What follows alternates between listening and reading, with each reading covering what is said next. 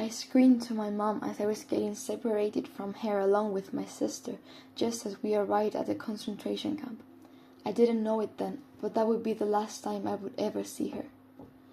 They took me and my twin to a room full of other twins, but what I saw there will haunt me forever.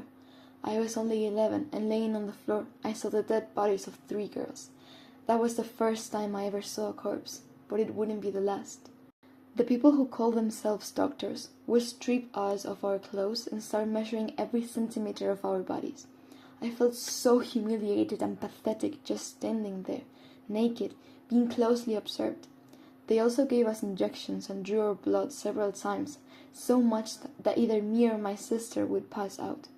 I didn't understand what those things were for, but I learned that those injections had zoonotic viruses. They then examined how each of our bodies reacted to the infection, without caring about our health or even life.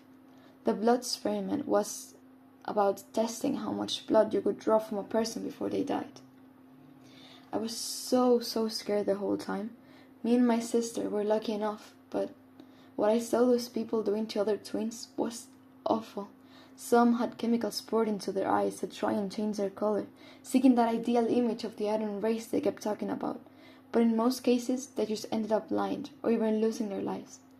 Others faced a worse fate, from surgeries without anesthesia, excising organs and more, to some crazy experiments like sewing 2 4-year-old twins by their backs, with even their blood vessels being connected. I was terrified when I saw those poor babies turn into that abomination. Finally, if one of the siblings died, they immediately killed the other and performed the autopsy at the same time. Or in some other cases, they just kept experimenting on the survivor. Everything done there was diabolical and not human at all. Aside from the clinic, we lived in a separate barrack with all the other kids, and were given more food than normal prisoners, and a little bit of a better treatment. The doctors wanted to seem nice, giving us presents after some experiments and saying we could call them uncle, and sometimes even gave us chocolate. But all of this was just to try and hide all the horrendous things they did in every concentration camp. Me and my beloved sister were lucky enough to get out of that hell brought to reality, but we weren't really well.